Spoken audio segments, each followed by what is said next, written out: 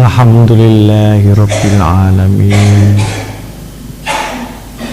Wassalatu wassalamu ala ashrafil mursalin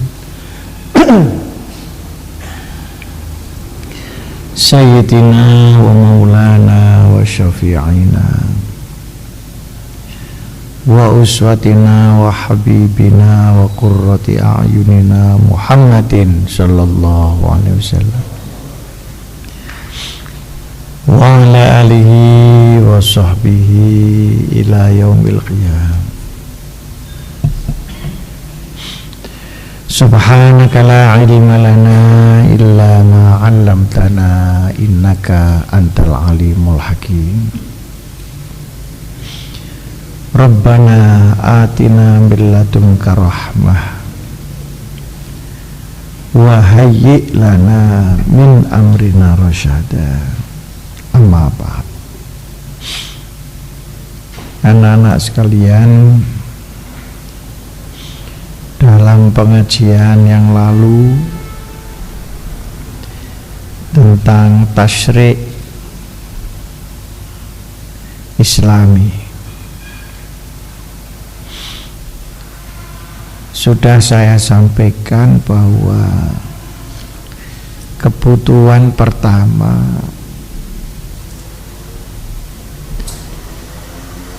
dari umat Islam setelah selesainya kibarus sahabat, artinya sahabat-sahabat yang seusia dengan Rasulullah, kebutuhan yang pertama adalah ilmu fikih. Karena umat Islam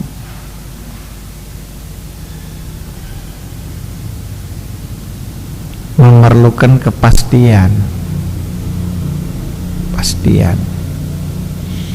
tentang sesuatu itu boleh atau tidak boleh. Yang kedua, keperluan tentang hukum masyarakat dan hukum dunia, hukum negara. Maka para ahli-ahli fikih bermunculan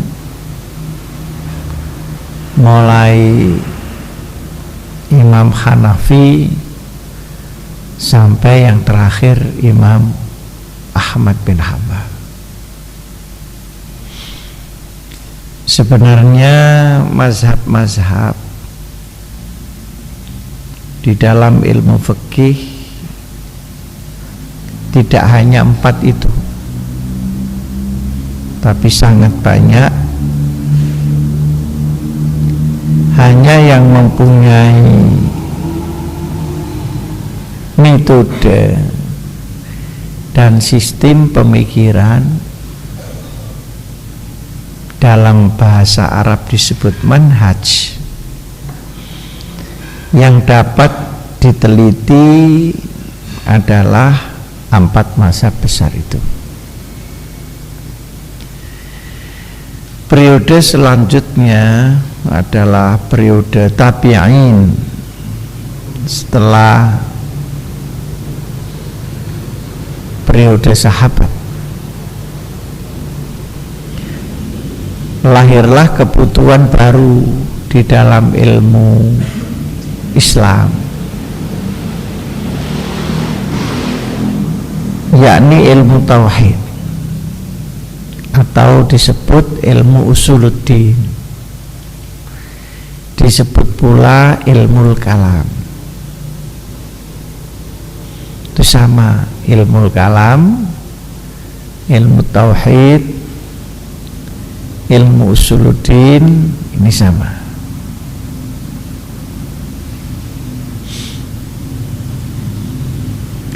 Kenapa?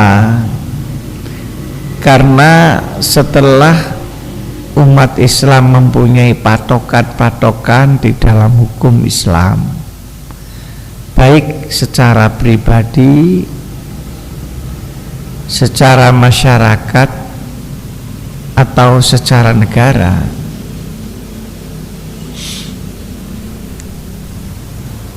meluaslah kawasan-kawasan Islam di semua negeri, baik di Timur Tengah, di Eropa, bahkan ke timur sampai Hindia, sekalipun ketika itu belum sampai Indonesia. Di negeri-negeri itu tentu asalnya bukan Islam, lalu terjadilah Islamisasi di negeri-negeri yang bukan Islam. Tentu yang pertama kali adalah bagaimana memindahkan orang-orang kafir dan orang-orang musyrik ke dalam Islam.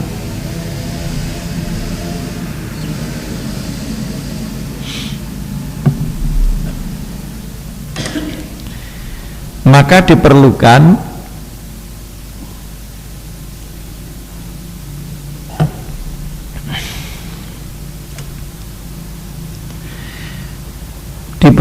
pertama penegasan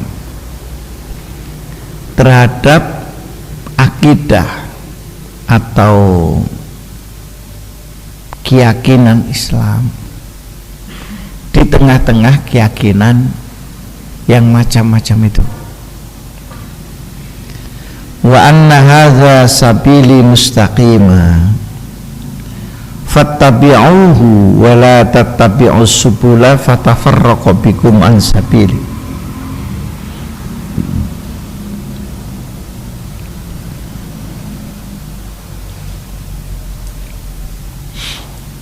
Bahwa seluruh umat manusia harus hanya berada pada garis lurus satu tauhid dan jangan sampai menyimpang kepada keyakinan-keyakinan yang lain. Maka lahirlah seorang ulama namanya Imam Al-Asy'ari.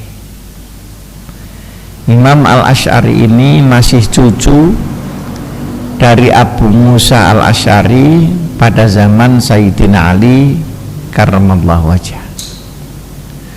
Dulu pernah saya ceritakan, kalau kamu masih ingat, pada waktu terjadi perundingan antara Sayyidina Ali dengan Muawiyah, maka utusan dari Muawiyah namanya Amr bin Al-As, utusan dari Sayyidina Ali namanya Abu Musa Al-Asy'ari. Dalam perundingan itu akhirnya Abu Musa Al-Asy'ari kalah politik, kalah licin dengan Amr bin Al-As. Nah, yang menegakkan ini cucunya Abu Musa Al-Asy'ari, dia namanya Al-Asy'ari juga. Menegaskan di dalam ilmu tauhid bagaimana kita mengerti wahdaniyatullah. Kita mengerti mengenai keesaan Tuhan, yang pertama. Yang kedua, bagaimana sesungguhnya kodrat Allah itu, dalam arti Tuhan menciptakan segalanya, mengatur segalanya. Itu pengertiannya bagaimana. Yang ketiga, bagaimana manusia menghadapi kodrat. Apakah dia menyerah total, apa tidak ambil pusing secara total, atau separuh-separuh Jadi kita mengimani takdir, bersamaan dengan itu kita melakukan ikhtiar sebisa-bisanya. Yang keempat, mengenai masalah-masalah yang termasuk sam'iyat. As-sam'iyat di sini artinya apa-apa yang kita dengar dari Al-Quran dan hadis Rasulullah Sallallahu Alaihi Wasallam, tapi tidak mungkin terjangkau oleh pikiran kita karena berbeda alam atau berbeda waktu. Misalnya Quran bicara tentang ruh, tentang alam malaikat,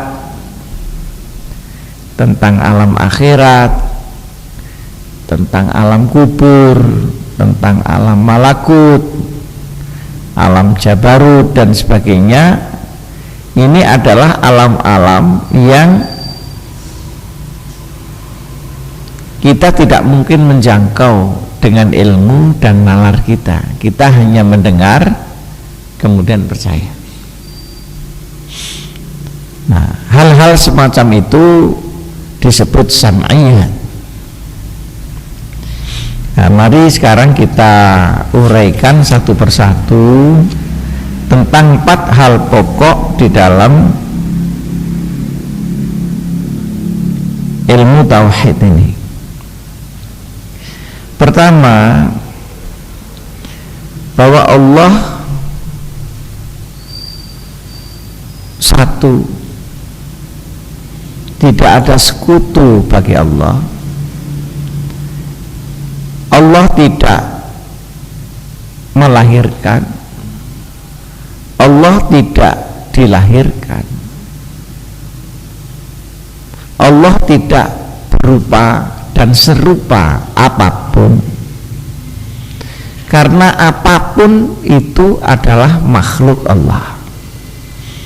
Maka tidak mungkin zat yang menciptakan apapun itu sama dengan apapun yang diciptakannya.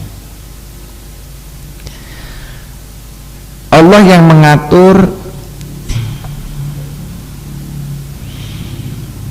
Allah yang mengembangkan sesuatu, dan Allah yang menghentikan sesuatu.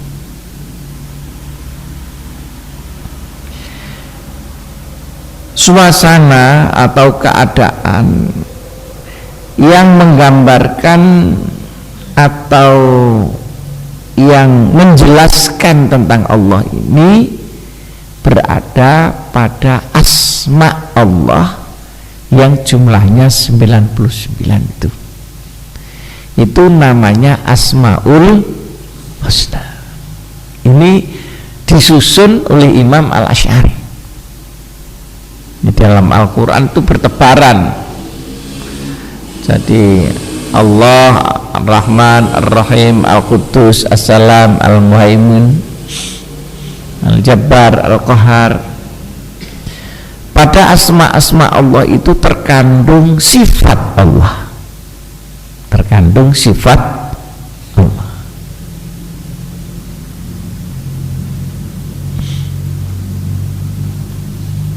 Nah, maka kalau kamu ingin punya pengertian tentang Allah dengan segala sifat-sifatnya, maka perlu dibaca Asmaul Husna.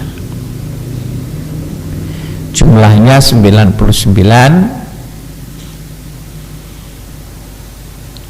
menjadi 100 dengan kalimat Allah. Allah adalah Tuhan. Al-Quddus, Allah yang suci misalnya. Ar-Rahman, Allah yang mempunyai sifat Rahman. Ar-Rahim, Allah yang mempunyai sifat Rahim. Rahman yang diberikan kepada seluruh makhluknya, tapi Rahim yang hanya diberikan kepada umat Muhammad Rasulullah Sallallahu Alaihi Wasallam. Al-Malik yang merajai, Assalam, yang menciptakan perdamaian. Al-Muhaimin, tempat kita berlindung. As-Samad, tempat kita bergantung. Itu menjadi jelas. Al-Ghafur, Allah yang Maha Pengampun. Al-Jabbar, Allah yang Maha Memaksa. Artinya tidak ada sesuatu yang bisa melanggar kehendak Allah. Ini berada semua pada Asmaul Husna. Jadi sifat-sifat dari wahdaniyatullah. Nah, dari 100 itu oleh Imam Al-Asy'ari dirumuskan dalam rumusan lebih singkat, namanya sifat-sifat Allah. Allah wujud, qidam, baqa, mukhalafatulil awadis, wahdaniyat, qadrat, iradat. Itu ringkasan, tetapi autentik yang ada itu pada Asmaul Husna, yang di dalam nama itu sendiri terbangun sifat Allah Subhanahu wa ta'ala.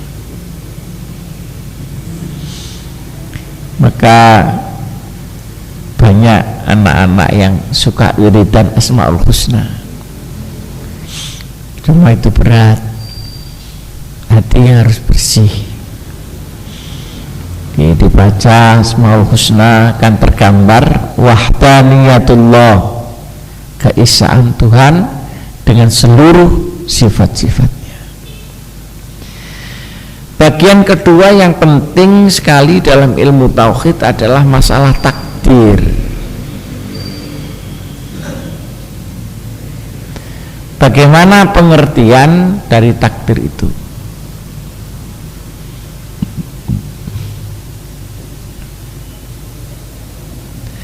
Apakah Allah mentakdirkan sesuatu sampai sekecil-kecilnya? Ataukah Allah mentakdirkan sesuatu pada garis besarnya, kemudian manusia diberi kebebasan untuk bergerak pada rongga-rongga yang kecil-kecil itu untuk dinilai atau untuk dilihat apakah dia berbuat baik atau tidak? Nah, di sini Imam Al-Asy'ari berbeda dengan Jabariyah. Jabariyah itu yang sudah saya terangkan pada waktu pecahnya kelompok Sayyidina Ali, dan berbeda dengan Mu'tazilah. Yang Jabariyah ini mengatakan bahwa takdir itu segala hal. Jadi kamu nulis ya takdir, nanti kamu tidur ya takdir, kamu maksiat ya takdir, tidak punya uang ya takdir, punya uang ya takdir.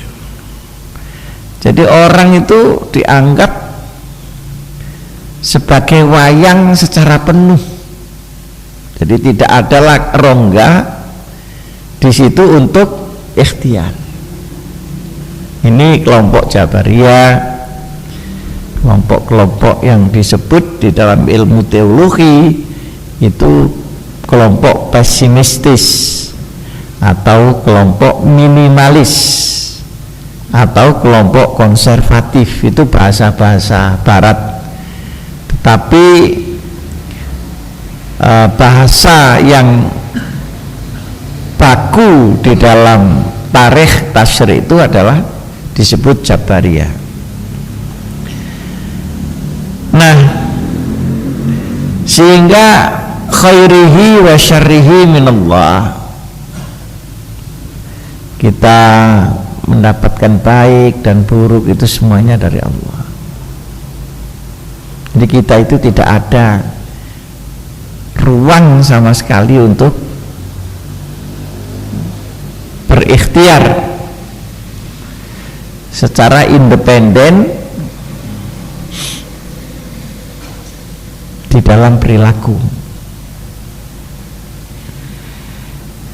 Pikiran begini ini banyak dikritik oleh faham-faham rasionalis. Nah, kalau semua takdir Allah, untuk apa mesti harus ada pahala dan ada siksa? Kan tidak logis itu, tidak ketemu. Kalau semua sudah ditentukan, lah mesti bagaimana? Maka ada seberang lain pengertian takdir adalah model Mu'tazilah. Mu'tazilah ini takdir itu ada, tapi kita tidak ada urusannya dengan takdir, karena kita tidak tahu kita ditakdirkan apa oleh Allah. Maka orang mempunyai independensi penuh di dalam gerakan-gerakannya tanpa campur tangan Tuhan. Oleh karenanya, maka apa yang dilakukan oleh manusia adalah independensi dari kemauan dan tingkah laku manusia itu sendiri. Tapi bahwa Tuhan menciptakan manusia, iya, dan selebihnya itu dibiarkan bergerak untuk dinilai apakah dia benar atau salah. Ini Mu'tazilah. Jadi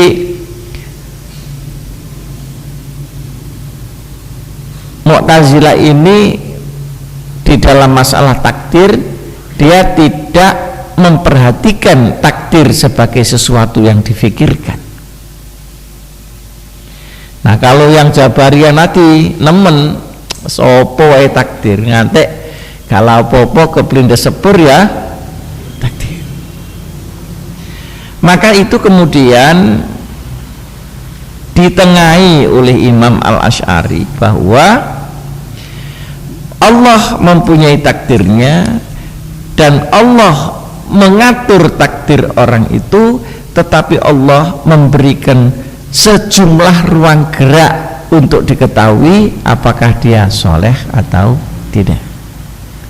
Jadi akhirnya separuh-separuh. Satu gambaran, ya, gambaran yang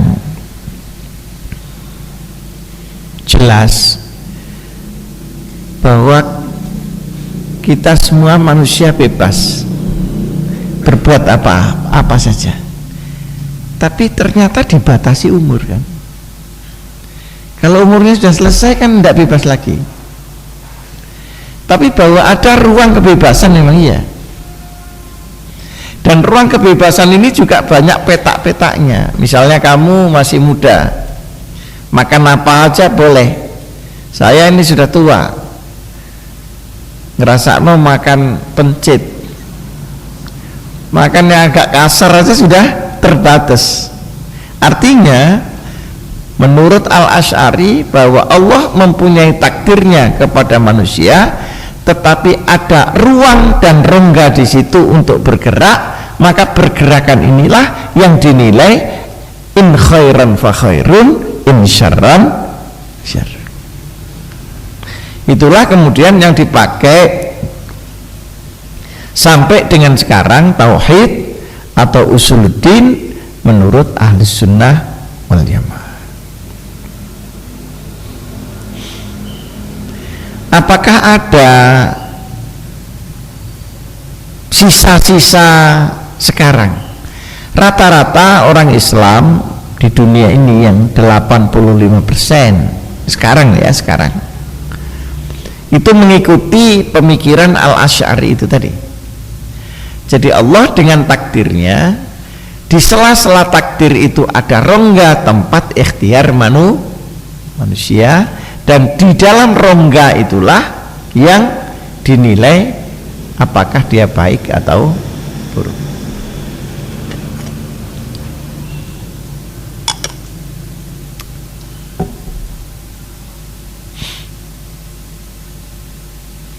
Tapi juga ada di negara-negara yang semi ya, tidak mutlak, semi Jabariyah ada. Misalnya di Sudan, orang Sudan ini sampai sekarang sulit mau maju, ya hidupnya begitu-begitu saja. Kalau kamu mau ke Sudan sekarang, itu seperti Indonesia ya tahun 50-an lah, dimana teknologi belum ada. Jadi orang di sana itu banyak sekali yang pagi berangkat ke Sungai Nil. Di sana Sungai Nil itu lewat Sudan, persis sampai di dekat Khartoum itu belah dua, yang satu belok ke Sudan, yang satu terus ke Mesir. Itu kerjaannya mancing saja pagi itu. Ini mancing, ya dapat ikan. Nah ikan ini dibagi dua, yang separuh ditukar dengan roti, yang separuh dibakar. Udah itu aja. Nanti sampai di rumah agak siang, berangkat lagi mancing untuk makan malamnya. Nah, makan malam ini dibagi dua karena pagi dia harus sarapan. Begitu terus. Sehingga perkembangan itu sangat lambat. Setelah saya urus, kenapa orang Sudan seperti ini? Mereka soleh, ramah-ramah. Jadi kalau kita datang ke sana, ya disambut sangat bagus. Tapi perkembangan kehidupannya tidak pernah tampak, tidak pernah tampak. Setelah saya perhatikan, memang di sana orang lebih menyukai pemikiran yang Jabariyah ini tadi. Orang yang senang berpikir pesimistis dan minimalis, sehingga di kota Khartoum itu hanya 20% saja jalan di ibu kota yang aspalan. Jadi yang lain-lain itu ya debu tok bleduk begitu. Tidak ada upaya bagaimana pengembangan teknologi itu. Seakan-akan pikirannya tuh macet di situ, tetapi gerakan-gerakan sufi ini melebar sangat luas. Sufi yang terkenal di dunia itu di Sudan. Nah, saya ketemu di sana dengan Menteri Agama Sudan. Saya tanya kepada stafnya, menteri ini sepatunya cuma satu. Jadi ning ndi sepatu iku baru boleh dasian itu baru tahun 70 ini. Sebelumnya dasi itu masih diharamkan di Sudan. Kalau kita ke warung itu nggak ada kursinya, kita duduk di lantai dan nggak ada tikarnya. Jadi bukan lesehan tapi gelepotan. Kalau lesehan itu kan duduk ditata rapi. Itu Sudan. Jadi menurut saya, kenapa Sudan ini tidak bisa cepat berkembang? Karena mindsetnya, karena cara berpikir kehidupannya. Nah, kemudian kita meninjau juga kepada yang Mu'tazilah. Mu'tazilah itu sekarang berkembang banyak sekali, tetapi tidak dalam nama Mu'tazilah. Ya mungkin rasionalis, mungkin liberalis lah, mungkin western dan sebagainya. Orang-orang yang berpikiran modern, tetapi karena kemodernannya itu dia mengalahkan nas-nas agama dan meletakkan pikirannya di atas agama itu. Ini banyak terjadi di Mesir sebagian. Saya ketemu seorang tokoh di Mesir namanya Hasan Hanafi. Ini orang yang paling liberal di Mesir. Diskusi. Hasan Hanafi itu mengatakan kepada saya, aslinya Islam itu la ilaha illal hurriyah. Jadi tiada Tuhan kecuali kebebasan. Nah, ini dibawa masuk juga di daratan Eropa dan sebagainya. Sehingga liberal, karena liberalnya patron-patron agama ini diabaikan seperti sholat, seperti apa. Hanya diambil maknanya saja. Misalnya sholat maknanya tenang, kalau sudah tenang ya tidak sholat. Nah, gitu. Sholat itu maknanya zikir, kalau sudah zikir ya tidak sholat. Padahal makna ini kan belum tentu cuma itu. Apa haknya dia mengklaim bahwa maknanya sholat hanya zikir? Bahwa zikir masuk sholat, iya. Tapi apakah sholat cuma zikir? Apakah sholat cuma ingat? Tentu ada masalah-masalah lain yang kita tidak tahu. Itu diterjang aja. Ini sekarang sudah masuk juga di Indonesia. Ya, anak-anak mahasiswa banyak yang tidak sholat, dan itu banyak juga masuk di ormas-ormas Islam. NU juga sebagian kemasukan, Muhammadiyah juga sama. Anak-anak PMI itu banyak juga yang begitu, sekalipun tidak semua. Jadi PMI ini menjadi pergerakan mahasiswa insya Allah Islam. Tapi di kalangan Muhammadiyah, di kalangan HMI itu juga masuk pikiran Mu'tazilah ini. Cuma settingnya macam-macam sesuai dengan kondisinya. Misalnya seperti Pak Dawang Raharjo yang sekarang ini diberhentikan oleh Muhammadiyah. Lalu ikatan bukan JIM. Kalau JIL itu di NU, Jaringan Islam Liberal. Kalau JIM itu Jaringan Islam Muda Muhammadiyah. Itu lebih ngeri lagi kalau itu.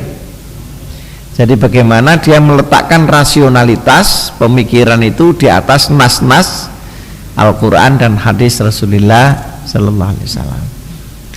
Nah, sementara di dalam ahli sunnah wal jamaah itu dari masa ke masa dia memerlukan tasfiyah dan tanmiyah. Ini perlu dicatat kamu. Dari masa ke masa pemikiran baik akidah maupun syariah itu memerlukan tasfiyah. Tasfiyah artinya pemurnian. Kenapa perlu pemurnian atau purifikasi? Karena sering bersentuhan dengan akidah-akidah di luar Islam secara penetratif. Nah, itu diperlukan ada penegasan, klarifikasi mana yang Islam, mana yang tidak, supaya tidak terjadi sinkritisme. Artinya percampur adukan akidah-akidah agama dengan akidah di luar agama. Banyak aja yang begitu di Indonesia, ya sholat, ya pergi ke Nyi Roro Kidul, kan banyak ini. Ya sholat, ya pergi ke Gunung Bromo, menyemplung nopo pite wedhus, lalu dibeli dewi, lalu itu cemplung nang Gunung Bromo. Ada yang orang Islam juga Gunung Kawi. Nah, begini-begini ini kan perlu tasfiyah. Kalau ke Gunung Kawi pariwisata sih tidak soal. Tapi kalau ke Gunung Kawi kemudian dia bersentuhan dengan kekuasaan dalam tanda petik Gunung Kawi itu, tentu ada syirik di situ. Terus ngelarung apa di mana, di pantai selatan, dikiranya kalau Nyi Roro Kidul dikasih ayam itu sudah tenang. Nah kalau dikasih ayam tenang, sekalian disuruh bikin restoran aja. Jadi ada rames, ada ini, ada itu. Nah sedangkan kalau di Islam itu kan tidak begitu. Pengorbanan itu yang dikirim ke Allah bukan dagingnya, begitu ada penegasan, bukan darah korban, tapi kamu maunya untuk berbagi kenikmatan kepada orang fakir. Itu nilai tauhidnya.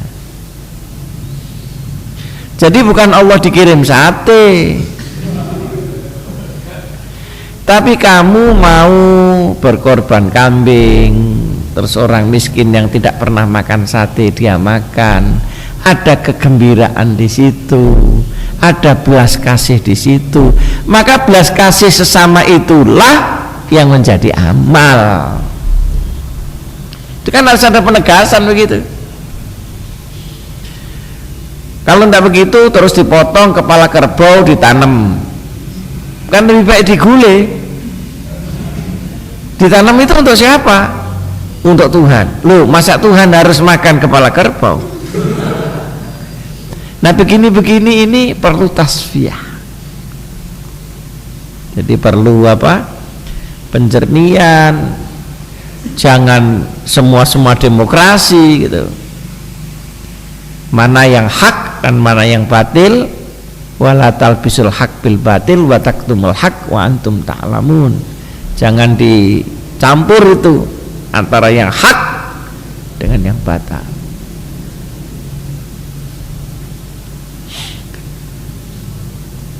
Seperti pakaian, orang perempuan berpakaian itu kalau menurut Imam Syafi'i ya, itu bolehlah wajah dibuka dengan telapak tangan. Tapi orang Arab punya budaya lain, termasuk sebelum Islam datang, yang kerudungan itu cuma kelihatan matanya saja, atau sekalian matanya juga ditutup. Nah itu sebenarnya Badawi, bukan Islami. Artinya karena dia sudah ada sebelum Islam datang di Saudi Arabia, di Timur Tengah, itu pakaiannya orang padang pasir, jadi tidak kena pasir, tidak kena angin samum. Angin samum itu angin yang panas. Jadi kalau di Indonesia nggak ada angin samum, nggak ada apa ya, pakai pakaian syariat aja. Tapi lalu karena ingin modern, terus pakaiannya boleh buka-bukaan, dasarnya demokrasi. Nah itu pikiran Mu'tazilah di sini. Tapi kalau orang tidak pakaian hitam-hitam terus dianggap dosa, itu kan kebebasan juga. Karena tidak adil, dia bisa lihat kita nggak bisa lihat dia. Tapi kalau di Masjidil Haram itu banyak, itu udah 25-50 perempuan duduk-duduk. Nah suaminya datang, itu kok bisa jujuk gitu loh. Kok tidak keliru sama yang lain-lain gitu. Apa kira-kira ada sinyal-sinyalnya? Ya saking ngapale iki ndelok ambune tok wis mesti bojoku. Dari jarak 100 meter. Nah. Ini perlu ada tasfiyah. Tetapi karena keadaan ini berkembang, selain ilmu tauhid dan ilmu ibadah mahdhah itu ibadah yang sudah dibakukan, tidak boleh berubah lagi, seperti sholat. berarti puasa. Tapi kalau zakat, kemudian hukum pidana, jarimah, itu berkembang. Saya ingin mengajukan pertanyaan. Di dalam teks Islam, teks Quran, orang yang menuduh selingkuh kepada orang yang berkeluarga, dia harus mendatangkan 4 orang saksi. Nah, apa maknanya? Maknanya bahwa tuduhan itu harus begitu kuatnya, sehingga jangan meleset lagi. Itu makna ya, tapi teksnya adalah harus dengan 4 orang laki-laki. Teksnya di Quran. Nah, sekarang itu ada teknologi DNA. Pernah dengar ya kamu? Itu bisa diketahui melalui sperma, melalui lendir, bahwa ini milik siapa dengan teknologi. Nah, menurut kamu semua ini, tuduhan dengan DNA itu sah apa tidak? Nah, buat orang yang paham teknologi, dia akan mengatakan sah. Tapi kalau orang memegangi teks, ya tidak sah. Bunyinya Quran itu harus 4 saksi. Nah, di sini terjadi polemik tanmiyah, pengembangan hukum Islam. Apakah hukum Islam harus bergerak pada tekstual atau konten daripada hukum itu? Apakah bilafzi tasyri' dengan teks syariat, ataukah bimaqasidit tasyri' au bihikmatit tasyri'? Ini sekarang dipolemikkan di kalangan ahli sunnah wal jamaah. Tapi orang nggak bisa menghindari tanmiyah atau pengembangan itu. Di dalam teks fikih misalnya, itu kalau jual beli ini di Fathul Qorib gitu, itu harus omong orang itu yang beli, saya beli loh Pak. Nah, lalu bapaknya bilang iya saya jual. Kalau tidak ada begini, ini tidak sah karena akadnya itu tidak konkret. Nah, sekarang di dalam jual beli sekarang sudah sulit begitu. Tidak pakai omongan, tapi mungkin pakai tulisan dengan kwitansi, tanda tangan, MOU, itu sudah kesepakatan. Tidak usah saya beli dan saya jual. Atau mungkin diganti mesin. Kamu kalau mengambil ATM apa bilang? Saya ambil ya. Itu kalau mesinnya jawab ya ambilan.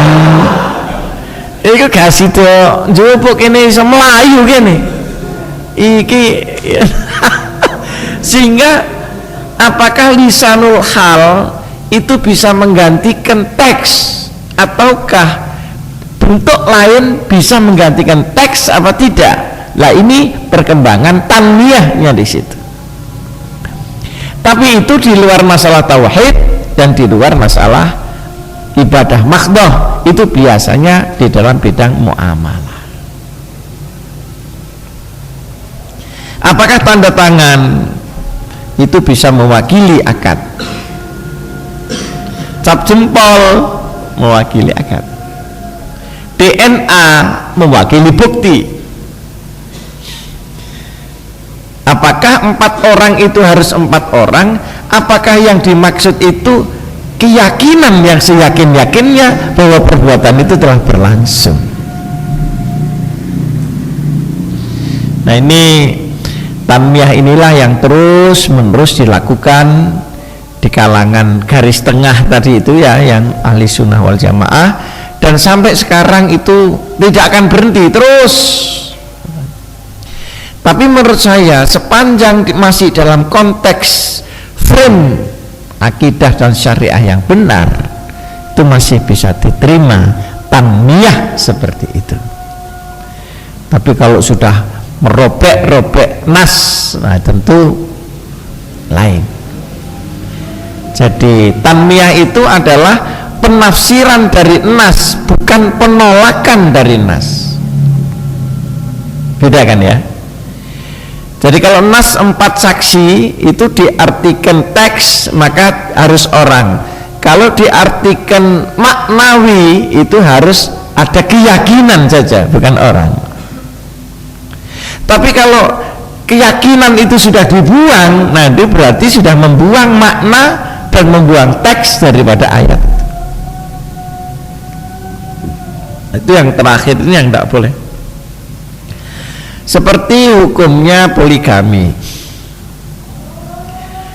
Kalau orang perempuan tidak mau dimadu, itu haknya. Karena setiap perempuan dia tidak ingin mendapatkan cinta yang terbagi. Ini rahasia, jangan ngomong-ngomong. Padahal laki-laki itu posisinya posisi akomodasi. Jadi sapa wae sing ketoke nemplek saut. Nah, itu posisi laki-laki. Sehingga di dalam Quran itu disebutkan kamu silahkan kawin 2, 3, 4. Nah kalau repot, takut tidak adil, ya 1 saja. Jadi 1 itu kerjaan orang penakut. Wa in khiftum alla ta'dilu. Nah, bahwa orang perempuan dia tidak mau dimadu boleh. Kalau dia dimadu kemudian dia minta cerai, itu haknya. Tetapi kalau dia menolak ayatnya itu, nah ini tidak boleh. Beda kan ya? Beda. Dia mengambil hak yang berada pada ayat itu sama penolakan terhadap ayat itu. Kenapa? Karena ayat itu kan bukan untuk sekarang saja, untuk yang terdahulu. Mungkin yang terdahulu itu tidak problem. Untuk yang akan datang, siapa tahu jumlah wanita lebih banyak. Kalau jumlah laki-laki yang lebih banyak, ya jangan mau, karena jangan mau itu hak. Atau mungkin karena berbeda tempat, berbeda zona, itu berbeda juga adatnya. Kalau di daerah Madura itu banyak wanita yang ngelamar untuk dimadu karena ingin mendapatkan keturunan bendera atau apa. Jadi enak jadi kiai di daerah Madura itu. Jadi banyak yang ngelamar, ingin. Nah, laki-laki dilamar ya iya saja. Karena dia kan akomodator laki-laki. Nah, ini semuanya supaya diseimbangkan mana yang tasfiyah dan mana yang tanmiyah. Dan tanmiyah itu pada kerangka apa? Ini juga harus jelas. Nah, sekarang ini terjadi tumpang tindih di dalam tasfiyah dan tanmiyah. Di dalam tasfiyah, sesuatu yang boleh masuk ternyata tidak boleh masuk karena alasan purifikasi atau pemurnian. Misalnya ada orang yang bilang pakai kupluk begini tidak boleh karena Rasulullah dulu tidak pernah kuplukan seperti ini. Nah itu kan tasfiyah yang kebabasan. Jadi orang harus pakai gamis semua seperti zaman Rasulullah, harus jenggot semua. Kalau tidak jenggot, Islamnya itu tidak meyakinkan.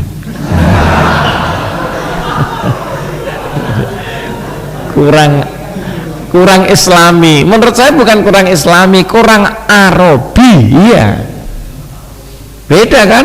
Kurang Arabi sama kurang Islami. Harus brewok begitu, padahal brewok itu ngeri juga itu samponya harus lebih banyak. Bahwa bahwa itu mode iya, tapi bahwa itu kewajiban tidak. Ya kan begitu. Ini kadang-kadang ada tasfiyah yang terlalu ketat. Tapi juga ada tanmiyah yang terlalu longgar, akhirnya merusak garis-garis nas itu. Nah, disinilah perkembangan hukum Islam itu terus berjalan berdasarkan akidah, kemudian berdasarkan ibadah, kemudian setelah itu ada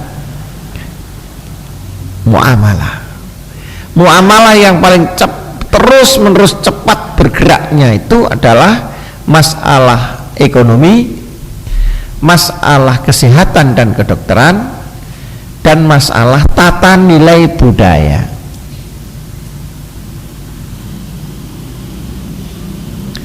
Ekonomi itu sekarang sudah berkembang luar biasa. Bentuk-bentuk jual beli, bentuk-bentuk perdagangan dan sebagainya, yang itu harus kita sikapi sebagai sebuah perkembangan. Juga kesehatan, kedokteran luar biasa perkembangannya. Tentang KB, tentang pengaturan keturunan, tentang aborsi, tentang cangkok itu boleh enggak? Cangkok jantung, cangkok ini itu kloneng lagi, lalu bayi tabung lagi, karena orang tidak bisa punya anak, maka mani atau sperma laki-laki dititipkan di rahim orang yang punya anak itu, jadi titip. Dan sekarang ada bank sperma juga. Kalau ingin sperma mendapatkan keturunan yang brilian, itu digoleki spermanya orang yang pintar-pintar. Ojo keliru spermane sing goblok-goblok. Nah, begini nih, bagaimana teknologi itu, masya Allah sekarang. Ada yang sudah menjadi mudghah baru dipindahkan ke rahim yang lain. Nah, nanti ini yang ibu yang sesungguhnya yang mana? Menurut hukum fikihnya itu tidak bisa ditolak karena ini terjadi terus. Nah, karena terjadi terus kan harus dihukumi boleh tidaknya.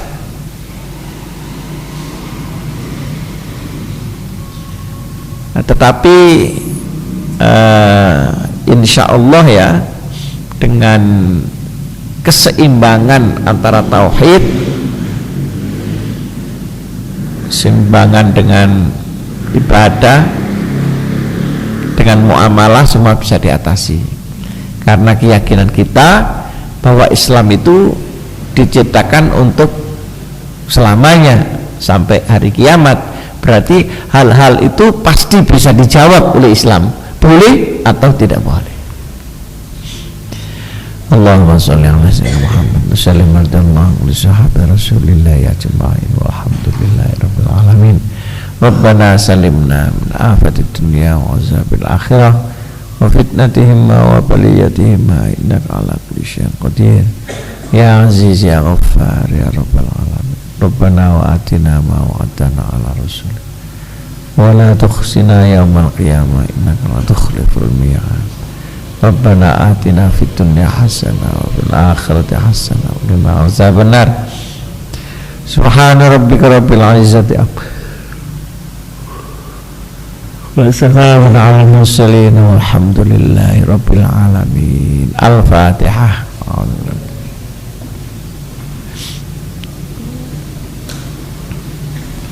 Anak-anak sekalian, sebelum ditutup, saya ingin memberikan informasi bahwa bencana ini kelihatannya semakin meluas, bukan semakin mengecil. Baru saja Jogja, sekarang Lampung udah gempa. itu kalau episentrumnya ada di Krakatau itu sangat berbahaya. Sulawesi sebelah timur sudah kena, Makassar, juga Manado dan Gorontalo. Saya nanti tanggal 12 mau melihat kenyataannya itu. Terakhir 2 hari yang lalu Ternate belum selesai. Ambon itu air laut dan air darat bertemu dalam sebuah kota. Jadi di sana itu ada Teluk Ambon yang sangat tenang, tidak ada ombak. Tidak tahu bagaimana ini airnya naik terus, padahal kiri kanan itu bukit. Sementara dari bukit ini turun air bah karena illegal logging itu tadi. Jadi yang namanya kota Ambon sudah tidak karu-karuan sekarang. Jadi ya kamu lebih banyak prihatinlah, prihatin. Hablum minallah dan hablum minan nas ini diperkuat. Jangan berbuat nakal di tengah bencana. Memang bencana ini tidak hanya kena orang zalim, orang yang soleh juga kena. Tapi kamu jangan sengaja bermaksiat di tengah bencana. Mudah-mudahan kita semua diselamatkan oleh Allah Subhanahu wa taala. Juga orang tua kamu mudah-mudahan selamat. 5.600 Jogja dan Klaten belum hilang ingatannya, mati 5.600, belum rumahnya yang hancur, terus meluas. Saya tidak tahu kapan ini selesai. Rabbana ighfir lana dzunubana wa kaffir 'anna sayyi'atina wa tawaffana ma'al abrar. Rabbana zalamna anfusana wa illam taghfir lana Rabbana atina fid dunya hasanah wa fil akhirati hasanah wa qina adzabannar. Subhana rabbika rabbil izzati amma yasifun, salamun alal mursalin, alhamdulillahi rabbil alamin. Assalamualaikum warahmatullahi wabarakatuh.